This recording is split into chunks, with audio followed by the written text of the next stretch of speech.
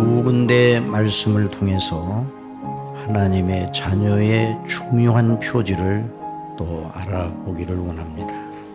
시편 4편에서 시편 기자는 이렇게 말하였습니다. 주께서 내 마음에 두신 기쁨은 저희의 곡식과 새 포도주에 풍성할 때보다 더하니이다.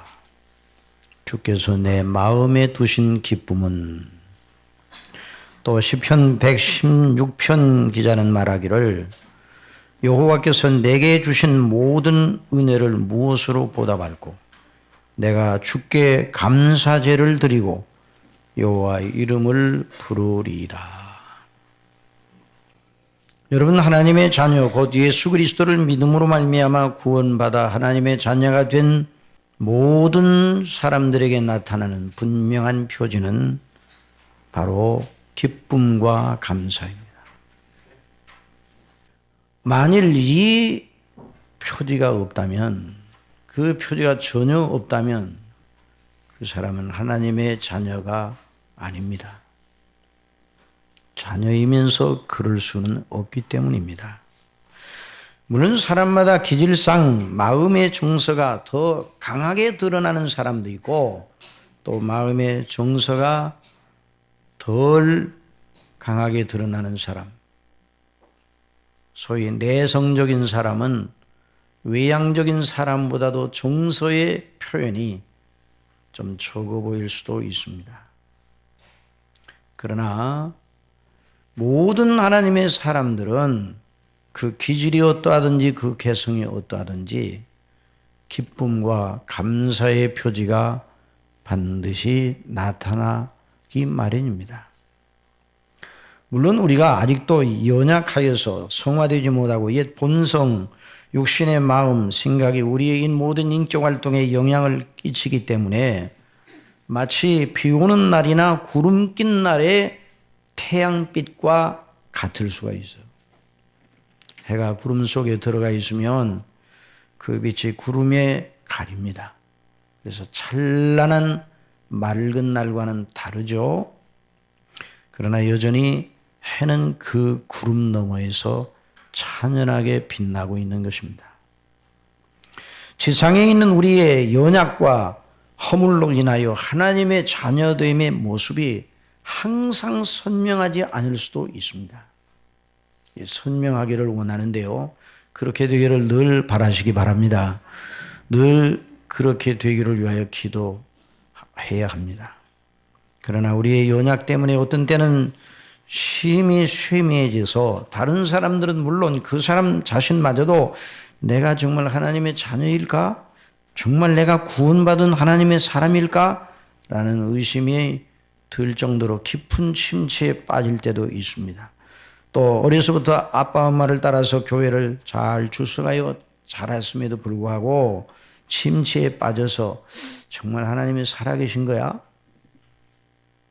정말 아빠 엄마를 따라 어릴 때부터 교회를 다녔지만 정말 예수님을 계속 믿고 하나님을 섬기는 자녀의 본분을 행해야 마땅하기는 한 것 같은데, 정말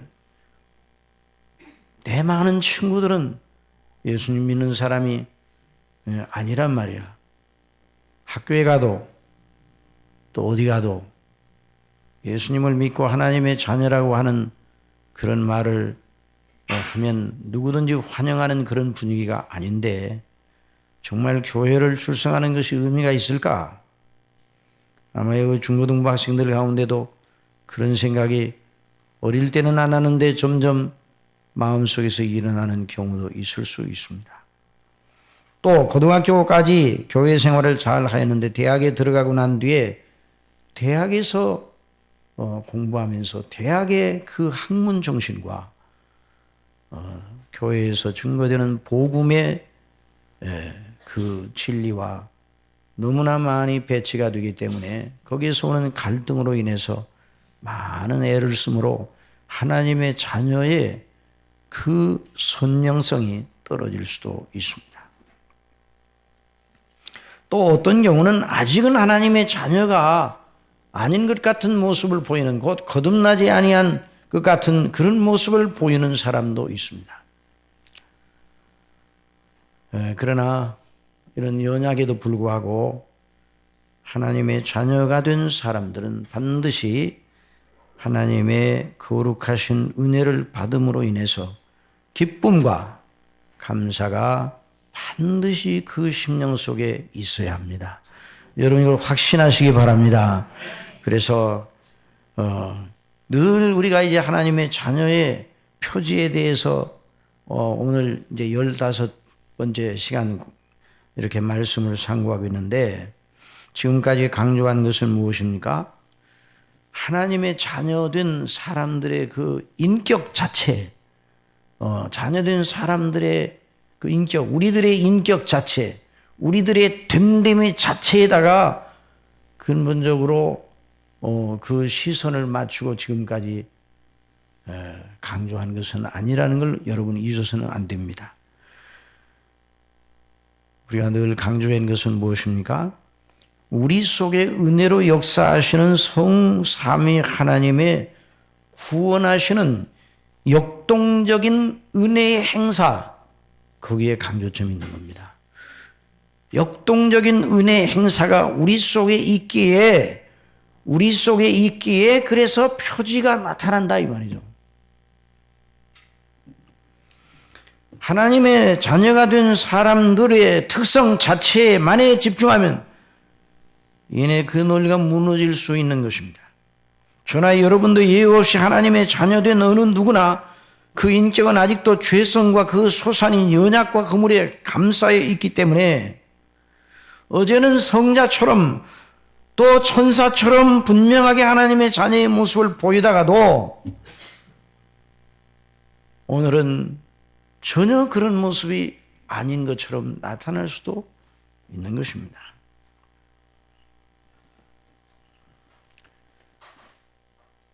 성경의 사람들, 다윗이나 사도 바울이나 모든 하나님의 사람들은 이것을 알고 있었어요. 그래서 다윗은 하나님의 은혜를 많이 받은 사람, 하나님의 은혜를 받은 하나님의 자녀의 표상, 다윗은 구약 성도의 표상이라고 할 만한 사람이었는데도 불구하고 다윗은 자기의 내면과 사람 속에 무엇이 있음을 잘 알기 때문에 사람을 표현하기를 뭐라고 표현했는가?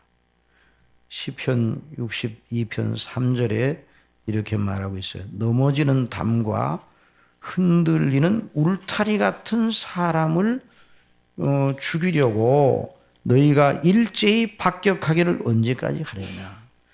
자, 넘어지는 담이라. 넘어진다는 그 말이 무슨 말이야? 비틀비틀하고 비척거린다는 말이에요. 비척거려. 중심을 잃고 넘어지려고 하는 그런 모습을 말하는 것이죠. 그러니까 넘어지는 담, 흔들리는 울타리라 그랬어요. 넘어져가는 담, 흔들리는 울타리 같은 존재가 우리 자신들이라는 말이죠. 그러므로 저나 여러분이나 하나님의 자녀들의 표지에 대해서 생각할 때 우리 자신들의 개성이나 특성 자체에다가 시선을 주면은 실수할 수가 있어요. 흔히 이제 우리가 이런 얘기를 할 수가 있어요. 저 사람은 저 성미가 저런데 정말 저런 사람이 예수님을 믿으면 정말 열심히 믿을 거야. 그 말이 맞아 보이는데도 틀리는 것입니다. 여러분 어떤 기질들도 예수님을 믿기에 더 적합한 기질은 없습니다. 우리는 다 본질상 진노의 자녀입니다. 어떤 기질도 그리스도 밖에 있으면 하나님의 은혜로 구원을 받으면 어떤 기질도 하나님이 쓰셔서 하나님의 영광을 드러내는 도구가 될 수 있지만 그 자체는 다 못 쓰게 되어 있는 거예요. 죄로 말미암아. 그리스도 밖에 있는 베드로 같은 성민은 큰일 저지를 사람입니다. 그리스도 밖에 있는 바울과 같은 성민은 여러 사람 죽일 기질이에요. 그래서 다메섹에 혈기를 부리며 설기등등하여 원리적이고 확신에 자기 확신에 차기 좋은 사람이에요. 그래서 여러 사람을 아주 괴롭게 하는 그런 사람이에요.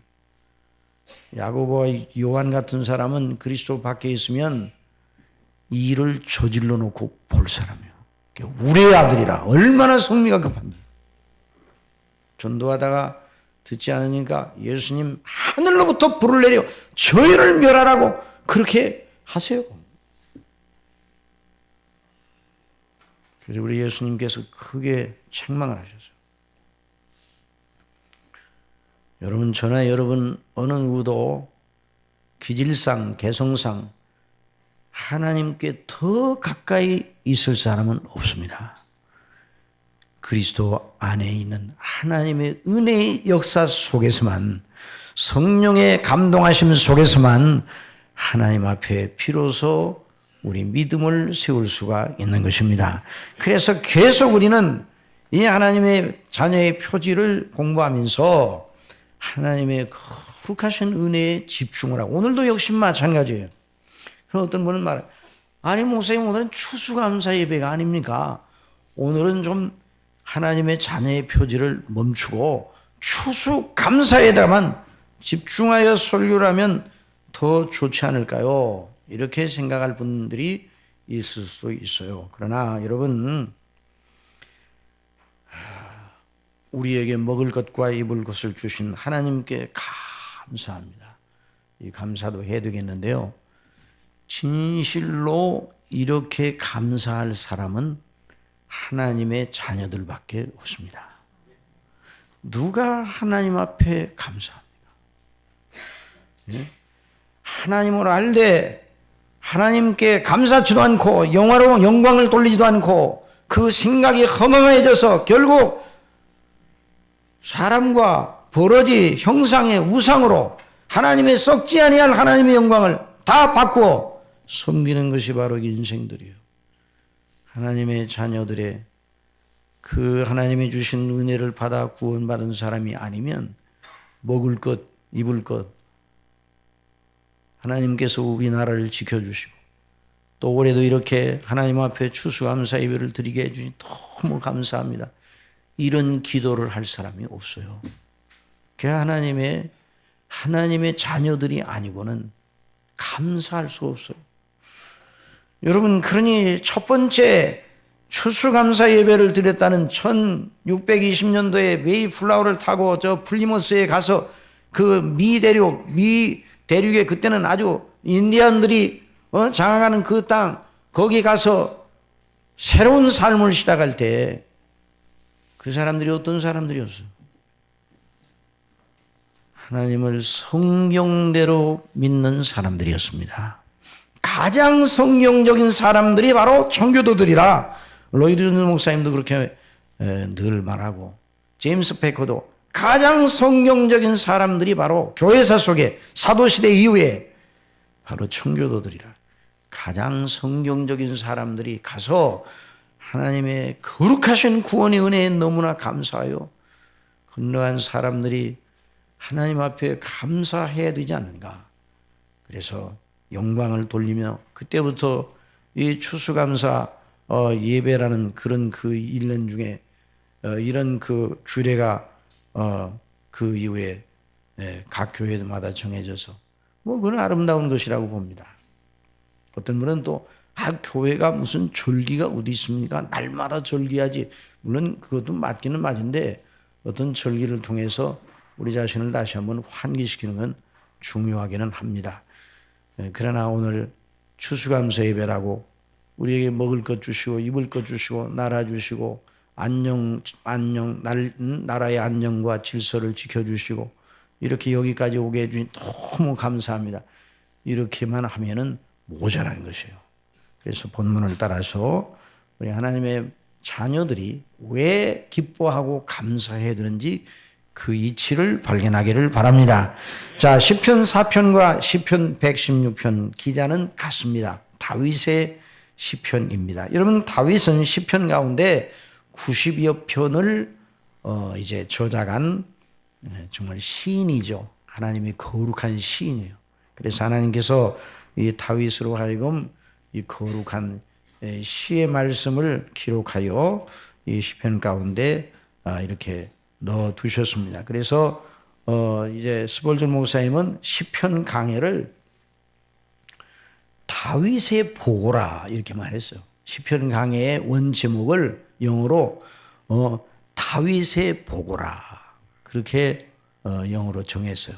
그래 다윗의 시편이다. 그러면 시편을 가리키는 건데, 자, 이 시편 이 다윗을 통해서 하나님께서 우리에게 주시는 귀한 은혜의 말씀을 집중하기를 바랍니다. 그런데 이 시편 중에서 다윗의 시편이 그렇게 많은 비중을 차지하고 있는데, 이건 다윗의 개성에 속하는 것을 우리가 듣는 것이 아니에요.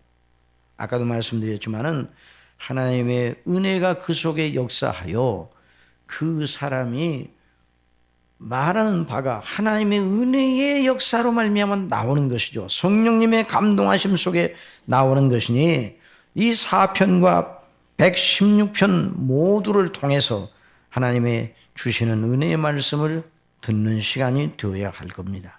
이 4편과 116편 모두 그 처지와 환경이 낙낙하고 원활했을 때 기록한 것이 아닙니다. 여러분 시편을 쭉 읽어보면 시편 기자들이 다 불도가니 속에 있어요. 환난 속에 있어요.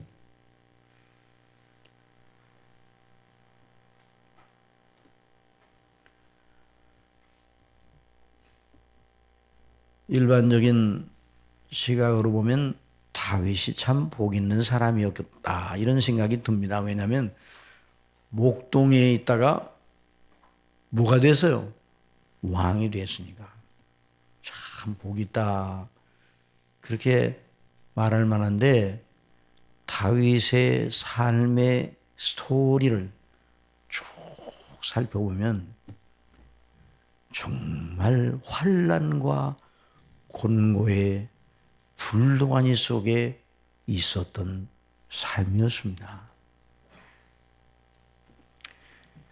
이 역경이 지나가면 또 다른 역경이 찾아오고, 다윗은 17세의 사무엘을 통해서 이스라엘의 왕이 될 비전을 하나님께 받았습니다. 사무엘이 가서 이새의 집에 가서 하나님의 지시하심을 따라 다윗에게 양각에다가 기름을 부어서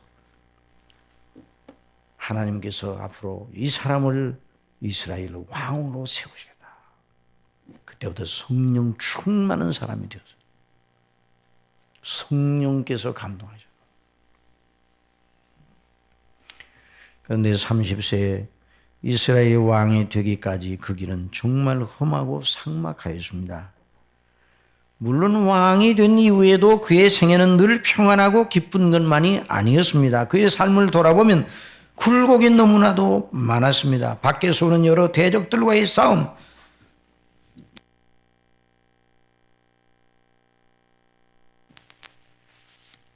대적들과의 싸움에서 하나님을 의지하고 은혜로 승리한 삶의 기록이 성경에 나와 있습니다. 그러나 여전히 그도 우리와 같은 죄성을 가지고 있어 크게 넘어지기도 하였습니다. 모든 대적을 평정한 뒤에 이제 되었다. 나도 왕으로서 좀 평안히 좀 시간을 보내자. 그럴 때 넘어졌습니다. 한번 따라해주세요. 섰다 하는 자는 넘어질까 조심하라. 이건 우리가 한시도 긴장을 늦춰서는 안 되는 이유가 바로 그거예요. 깨어있으라는 말, 근신하라는 말. 자기 속에 무서운 복병 외에 밖에 있는 대적은 이겼습니다. 물론 하나님의 은혜로 이겼죠. 그런데 더 무서운 복병이 속에 있었어요. 죄성과 정욕이 속에 있어 그를 넘어뜨려 그 일로 말미암아 다윗이 얼마나 누추하게 되었던지.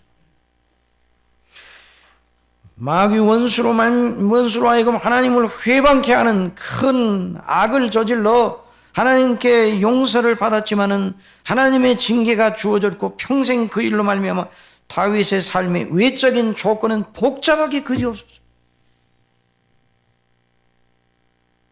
그리고 누추하기까지 하였습니다. 여러분이 이것이 사람의 수준입니다. 여러분, 저와 여러분이 사람의 수준에 머물면 언제나 땅에 속한 수준에서 올라설 수가 없어요. 은혜의 수준으로 올라가야 합니다. 하나님의 은혜를 의지해야 돼요.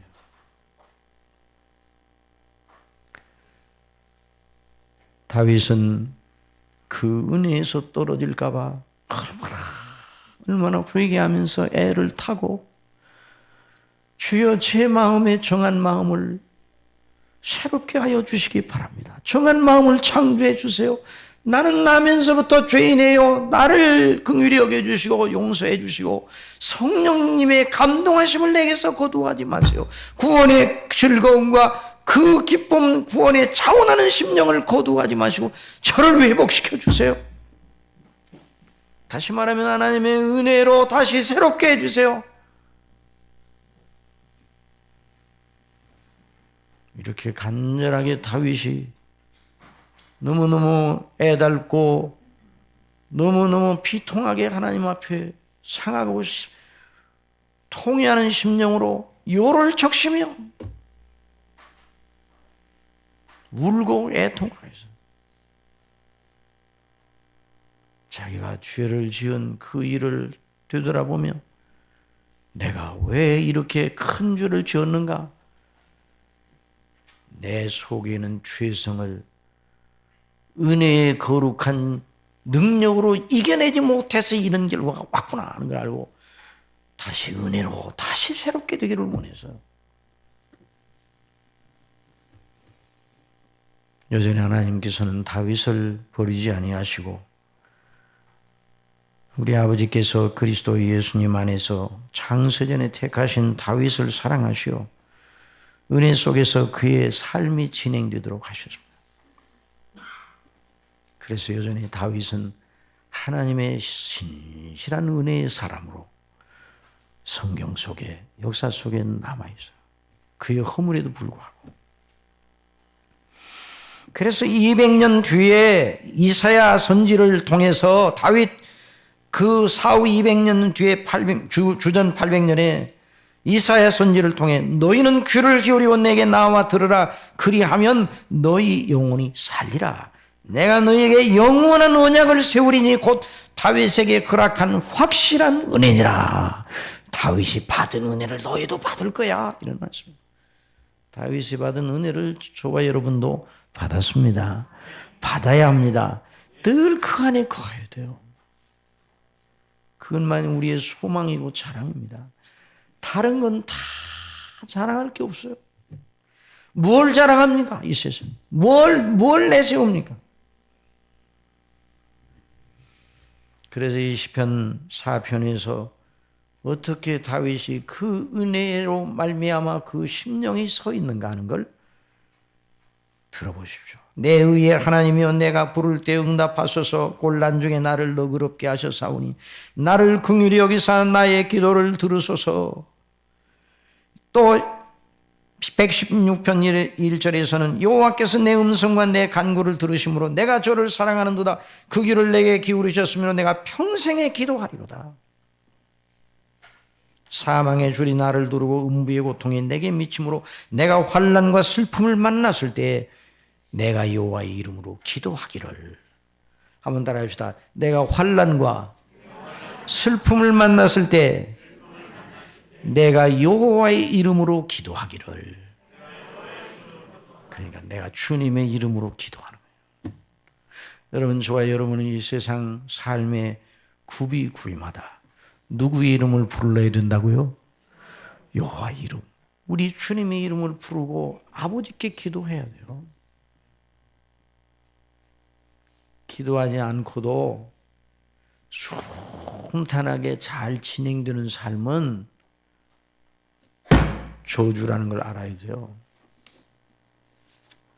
기도하지 않고도 모든 것이 잘 진행되어 나갑니다. 순풍에 돛을 달고 나가는 배처럼 잘 진행되어 나갑니다. 그걸 자랑하면 안 되는 것이죠. 풍랑이 일어도 그런 굴곡있는 삶을 사는 사람이라도 기도하는 사람은 복 있는 사람입니다. 기도하는 사람은 그 고통과 풍랑 속에서도 은혜를 받는 거예요. 고통 속에 있는 은혜의 경륜이 얼마나 큰가를 저 토마스 보스턴이나 청교도들은 알고 있어요. 성경을 통해.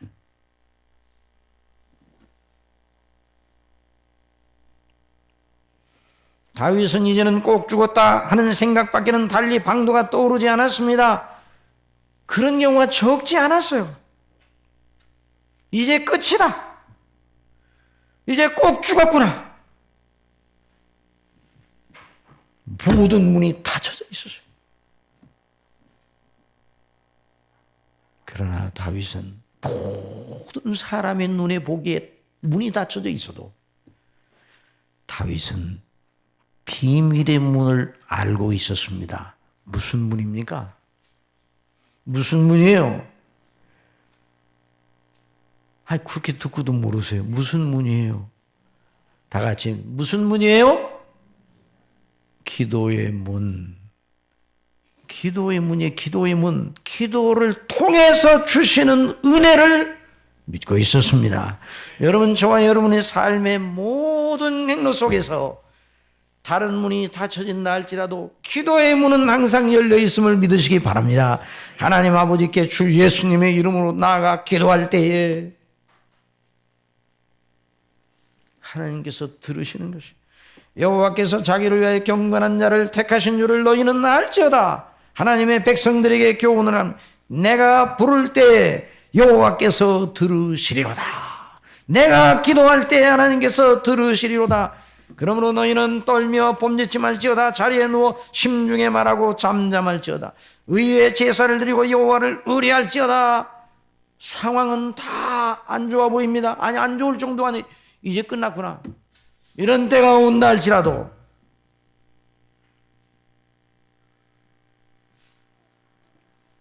하나님 앞에 기도하며 믿음의 걸음을 멈춰서는 안 된다는 말이죠. 사도 바울은 그의 죽으심은 주에 대하여 단번에 죽으시며 그의 살으심은 하나님께 대하여 살으심이니 이와 같이 너희도 너희 자신을 주에 대하여는 죽은 자요 그리스도 예수 안에서 하나님을 대하여는 산 자로 여길지어다. 언제나 이 믿음을 가지고 구약시대의 성도인 다윗이 언제나 그 믿음을 가지고 하나님을 바라보고 있어요.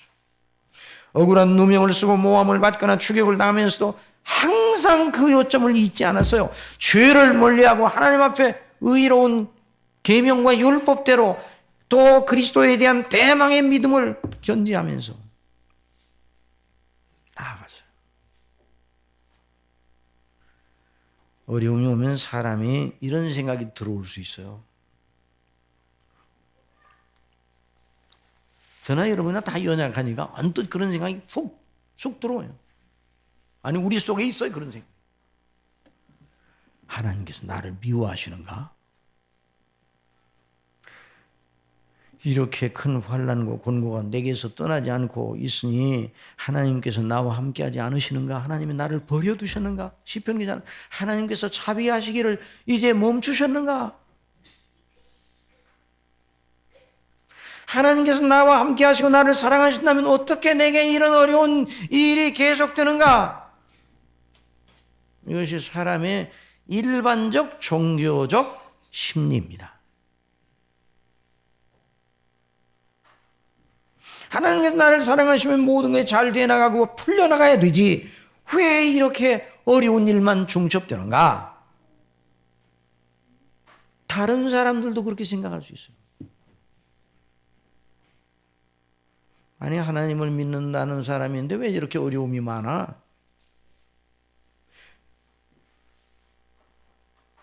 다윗이 곤고와 환난 중에 있을 때 다른 사람들이 그렇게 말했어. 여러 사람의 말이 우리에게 선을 보일 자 누구냐? 다윗 내가 하나님을 믿고 의뢰하며 죄를 미워하고 의를 행하는 일에 열심이다만 내가 그렇게 의뢰하고 섬기는 네 하나님이 어디 있느냐? 내가 그렇게 고생을 해도 고통을 당해도 돌아보지 아니한 그 하나님이 참 하나님이냐?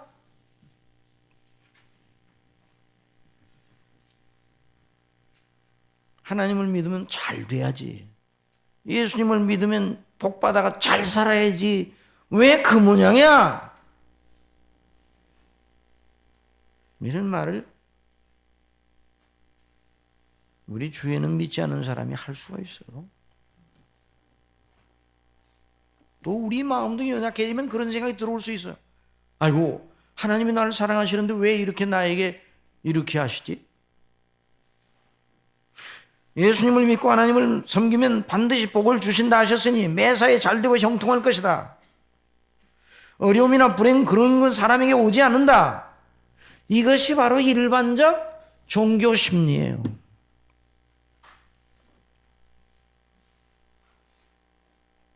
아더 핑크는 그렇게 말했어요.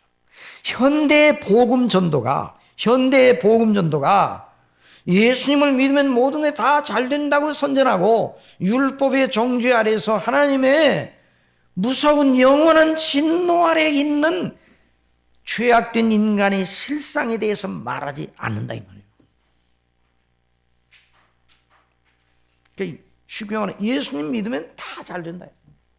예수님 믿으면 잘 될 줄 믿으시기 바랍니다. 아멘. 미국의 어느 교회 그런 교회 있어요. 체육관 빌려고 6만 명. 그 한번 방송에 나온 거 보니까 거기에 있는 성도들은 오늘 이 중심교회 성도님들처럼 심각하지 않습니다. 다 희희낙낙해요. 왜? 잘 된다고 하니까. 그런데 아더 핑크는 뭐라고 그러는가요? 그런 복음 전도는 마치 비만 환자에게 마음껏 잡수세요. 그래도 아무 탈이 없을 것입니다. 라고 말하는 악덕 의사와 같다고 했어요. 죽이는 거죠.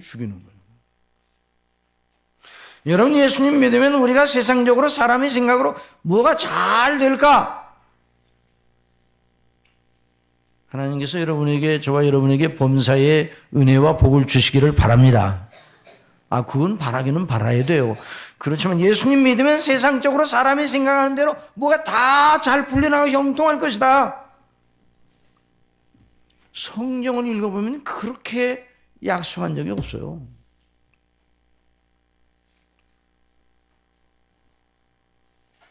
예수님 믿으면 구원받을 것이라고 약속하셨습니다. 주 예수를 믿으라 그리하면 너와 내 집이 구원을 받으리라 이런 약속을 하셨지. 주 예수님을 믿으라 그러면 너와 내 집이 잘 될 것이다 이런 약속을 하신 적 없어요.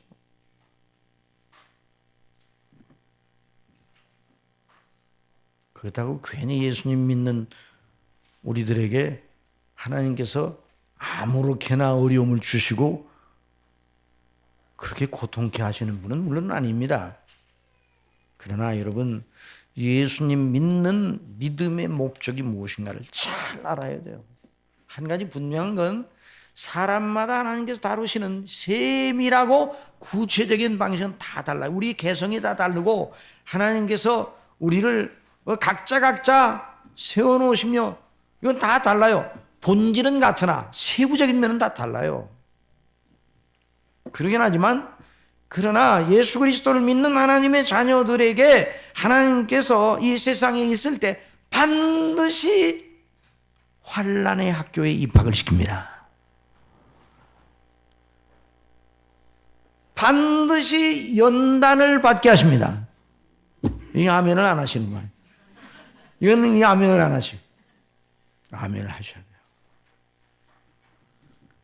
환난의 학교에 넣어서 우리를 부서뜨리지는 않으십니다. 연단하셔서 하나님이 기뻐하는 그리스도의 형상을 본받는 자로 영원한 하나님 나라의 상속자로 세우셨으니 그 상속자에 합당한 준비를 하도록 훈련을 하신단 말입니다. 여러분 믿습니까? 이게 기쁨이에요, 기쁨. 우리로 하여금 영원한 구원을 주시고 우리로 하여금 영원한 나라의 상속자가 되게 하시고 우리로 하여금 영원한 나라의 상속자에 합당하여 그리스도 인생에 본받게 하시려고 우리를 연단하시다니 이게 영광이에요. 사도 바울이나 여기 다윗이나 다 같이 너희는 떨며 범죄치 말지어다 다리에 누워 자리에 누워 심중에 말하고 잠잠할지어다 의의 제사를 드리고 여호와를 의뢰할지어다. 의의 제사를 드리고 이 말은 의의 예배를 드리고 오늘날로 말하면 의의 예배를 드리고 하나님이 기뻐하시는 예배, 하나님이 기뻐하시는 영광을 하나님께 돌리고 말씀대로 받은 은혜에 감사하면서 구원의 은혜에 감사하면서 그렇게 하라는 거예요. 다윗은 말합니다. 여러 사람의 말이 우리에게 선을 보일 자 누구뇨 하오니 여호와여 주의 얼굴을 들어 우리에게 비추소서. 저와 여러분의 상급이 주의 얼굴입니다. 주 하나님의 얼굴빛이 저와 여러분의 상급이에요. 하나님께서 우리에게 복을 주셔서 그리스도 예수님의 얼굴에 있는 하나님의 영광의 빛을 깨닫게 해 주셨습니다. 하나님의 영광의 형상을 깨닫게 해 주셨습니다. 어떤 환경과 처지에서도 그 심령 속에서 하나님께서 주시는 은혜와 평강 속에 하나님께서 나를 사랑하신다 확신만 있으면 모든 걸 이길 수가 있는 것입니다. 아무리 대단한 걸 가지고 있다 할지라도 이 심령 속에 이것이 없다 그러면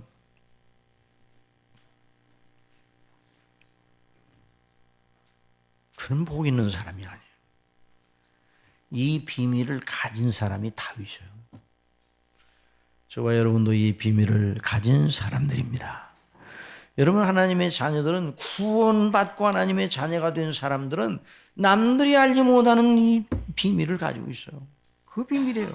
하나님의 얼굴빛, 하나님과의 영원한 관계, 생명적 관계. 이게 보통 말입니까? 하나님과 교제를 하되 생명적 관계, 끊어지지 아니한 영원한 희락의 관계.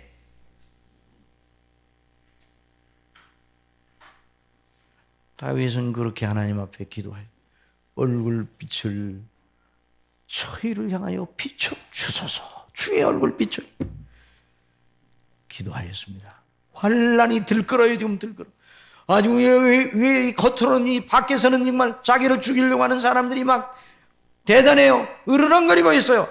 그러나 하나님 앞에 기도하기를 선을 보일 자 누구냐고 사람들이 우리를 향하여 비앙거리고 있는데 주여 제게 주의 얼굴빛을 비춰 주시옵소서. 기도했더니 하나님께서 응답해 주셨습니다. 무슨 응답을 해 주셨는가?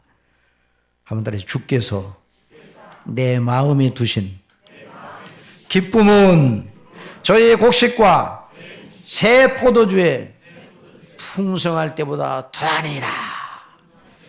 주께서 그 마음에 두신 기쁨,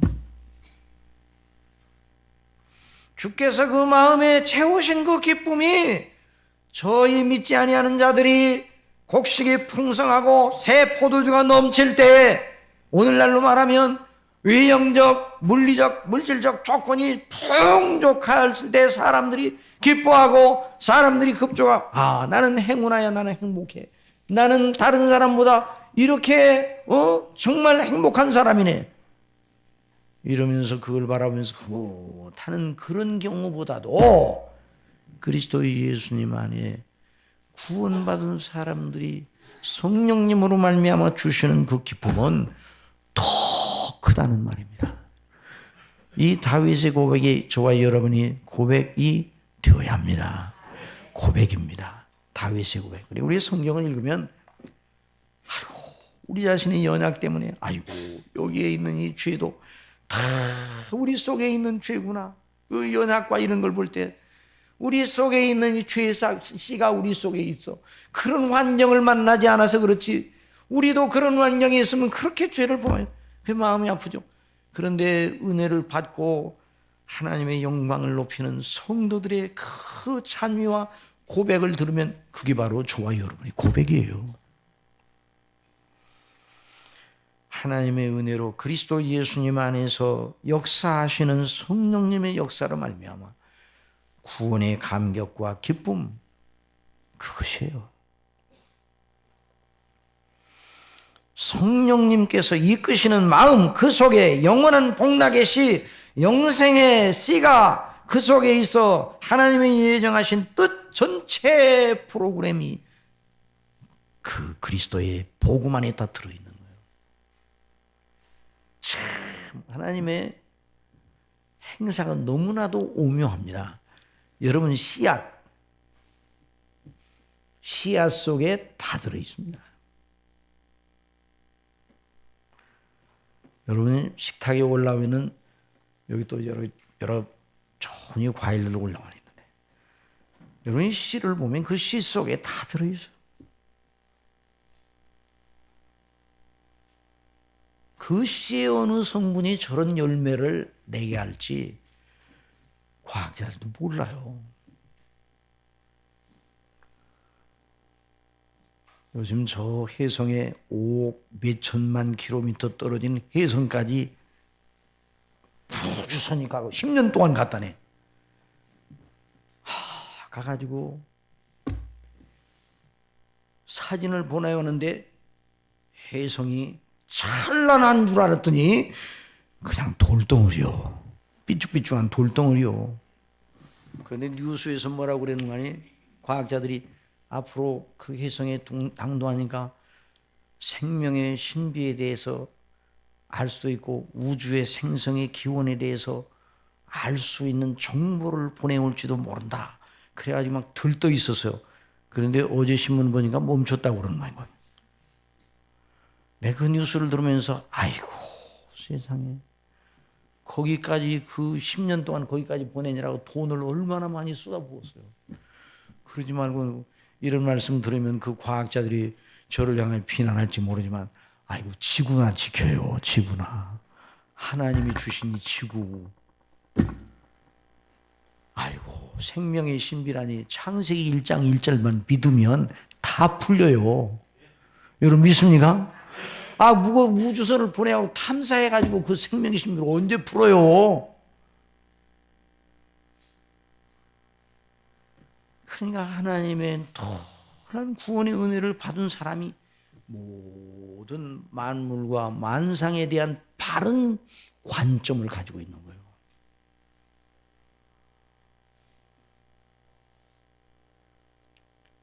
그래서 내 마음에 두신 기쁨이라고 해서 여러분 저와 여러분이 이 세상에 살아갈 때 최고의 상급은 여기 다윗이 말하는 것처럼 주께서 내 마음에 두신 기쁨인 줄 믿으시기 바랍니다. 이게 상급이에요. 우리 예수님이 팔복의 말씀을 하시면서 뭐라고 말씀하셨어요? 한번 따라해봅시다. 심령이 가난한 자는 복이 있나니 천국이 저희 것임이라. 심령이에요. 심령. 그 마음이에요. 천년의 갑절을 산다 할지라도 낙을 누리지 못하면 그 낙이 무엇인가? 심령의 복이에요. 심령의 복. 하나님의 나라를 먹고 마시는 데 있는 것이 아니라 의와 평강과 희락이라. 성령 안에서 의와 평강과 희락이라. 심령의 복이에요.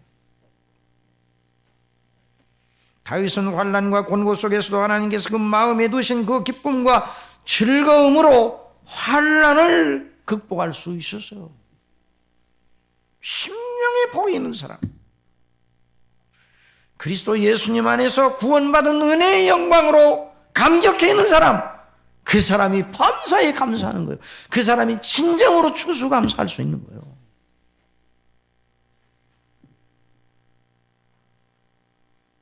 다윗은 또 말하였어요.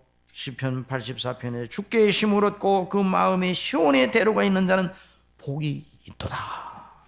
그 마음에 시온의 대로가 있는 자는 복이 있도다.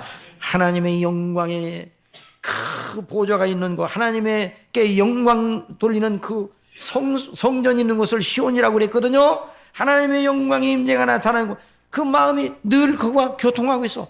시온에 데려가 있는 사람은 복이 있거든요.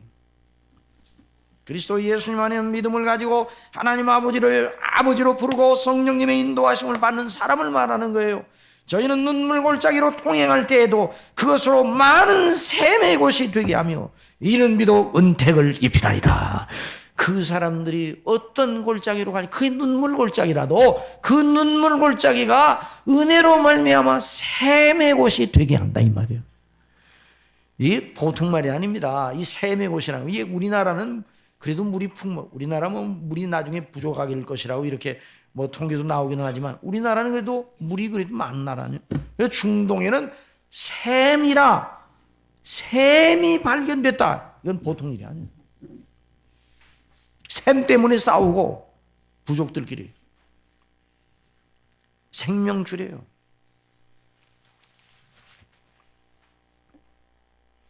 저희는 힘을 더 얻고 나아가 시온에서 하나님 앞에 각기 나타나리이다. 실로 사람의 영광이 바로 여기에 있는 것입니다. 하나님을 믿지 아니하는 사람들, 주님은 없는 상태에서는 그저 곡식과 새 포도주가 풍성하면 끝이에요. 그래서 시편 17편에서 다윗은 여호와여 금생에서 저희 분깃을 받은 세상 사람에게서 나를 주의 손으로 구하소서. 그는 주의 재물로 배를 채우심을 입고 자녀로 만족하고 그 남은 산업을 그 어린아이들에게 유전하는 자이네. 이것이 세상 사람들의 삶의 목적이에요. 그게 삶의 가치예요. 저와 여러분의 가치는 어디에 있습니까? 너희 보물을 땅에 쌓아두지 말라. 하늘에 쌓아두라. 눈에 보이는 가치가 아니라 눈에 보이지 않은 하나님과의 영원한 관계의 복, 영생의 복, 내세의 복, 그리스도 예수님 안에서 받은 약속의 복, 이것이 바로 저와 여러분의 가치예요.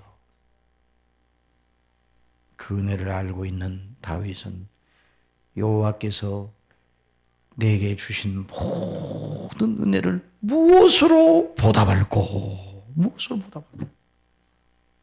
구원의 잔을 들고 여호와의 이름을 부르며 하나님의 모든 백성 앞에서 나의 서원을 갚으리로다. 사랑하시는 성도 여러분, 그냥 이것이 우리 마음속에서 떠나지 않아야 돼요. 칼빈 목사님은 이 대목을 서원을 갚겠다는 말을 이렇게 주의를 하였습니다. 사람이 어려우면 잘 들어보세요. 하나님의 도우심을 간청하고 또 간청하면서 하나님께서 이번 한 번만 은혜를 주시면 결코 그 은혜를 잊지 않고 하나님의 뜻대로 살겠습니다. 이렇게 이제 하나님께 간청한다. 그러나 대부분의 사람들은 하나님의 자비하심으로 상황이 호전되면 언제 그랬냐는 식으로 하나님께 도움받은 것을 망각해버린다. 거기 표현을 이렇게 했어요. 하나님께 건짐받은 것을 망각 속에 매장해 버린다. 그렇게 했어요. 칼빈. 망각 속에 매장해 버려요. 묻어버려요. 그리고 까맣게 잃어버려요. 그것이 바로 하나님의 자녀가 아닌 사람과 자녀인 사람의 차이입니다. 하나님의 자녀는 어떤 경우에도 이걸 잊지 않는 거예요. 환난 날에 그래서 이제 칼빈 그 목사님은 시편 50편에는 교훈을 상기케 하시는 성령님의 교훈을 받아야 된다 그랬어요.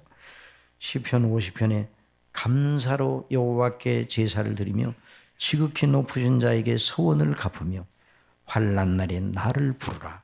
내가 너를 건지리니 네가 나를 용화롭게 하리로다.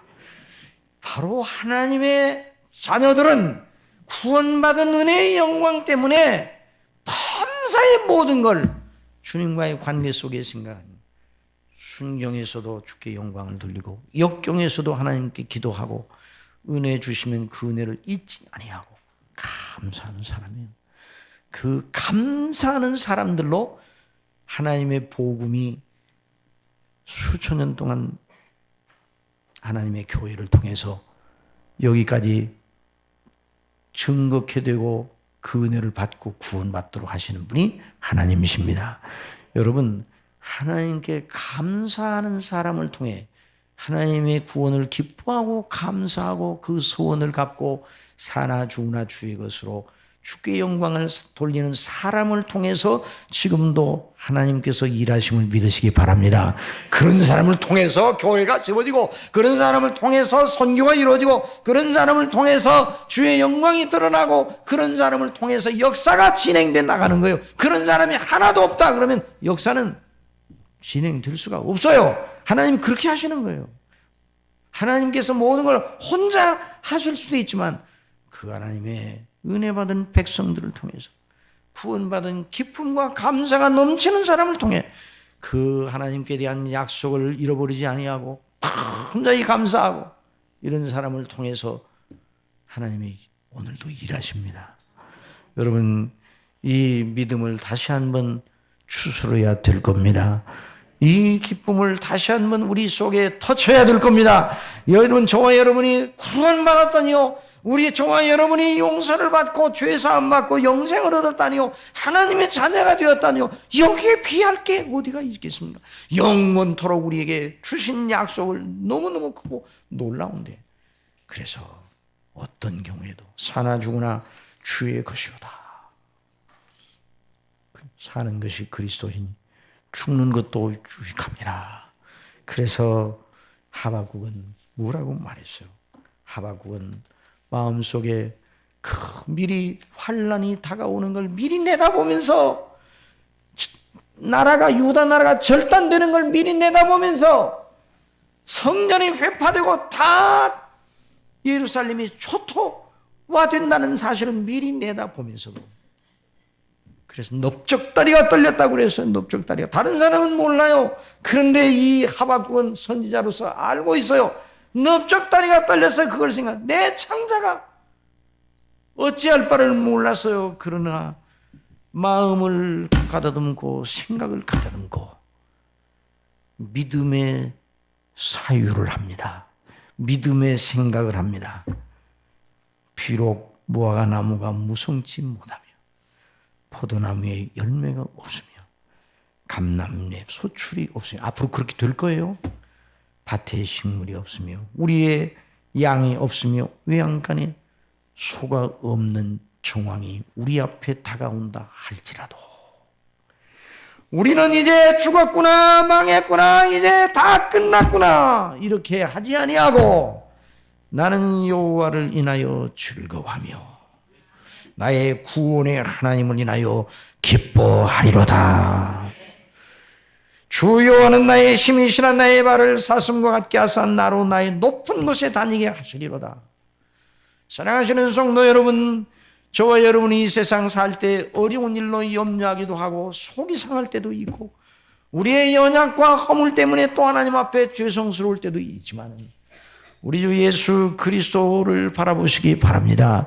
우리 속에 역사하시는 성령님을 의지하시고 늘 아버지의 영광을 바라보면서 하나님께서 우리 마음속에 두신 이 기쁨을 인하여 감사하며 세상을 이기고 마귀의 시험을 이기고 저와 여러분 속에 있는 종욕을 이겨 죄를 죽여 하나님의 기뻐하시는 사람으로 계속 나아가는 역사가 있기를 원합니다. 이런 은혜를 날마다 우리에게 주시는 하나님께 기도드리겠습니다. 사랑하시는 아버지 하나님, 저희가 연약하고 허물지고 하나님 아버지께서 공의대로 하시면 나만 하지 못할 저희인데 우리 아버지께서 영원 전부터 저희를 아시고 택하시고 사랑하시고 그리스도 안에서 구속하시고 성령님으로 인치사 너는 내 것이라 하시고 영원한 아버지의 나라를 물려받을 후사로 저희들을 세워주시고 이 땅에 있을 때 아버지의 나라와 영광을 위하여 은혜의 영광을 위하여 기뻐하고 감사하며 섬길 수 있는 자들로 날마다 주장하시고 오늘도 이런 은혜를 주시니 너무나도 감사합니다. 이 은혜에 우리 아버지의 영광을 평생토록 기리며 사는 저희들이 되게 하여 주옵소서. 지금까지 감사하지 못한 모든 삶을 용서하여 주세요. 아버지 하나님 기뻐하지 못한 것 용서하여 주세요. 우리 속에 두신 기쁨, 저희의 곡식과 새 포도주에 풍성할 때보다 더하다고 한 그 다윗의 고백이 저희의 고백이 되게 하여 주옵소서. 예수님의 이름으로 기도드리옵나이다. 아멘.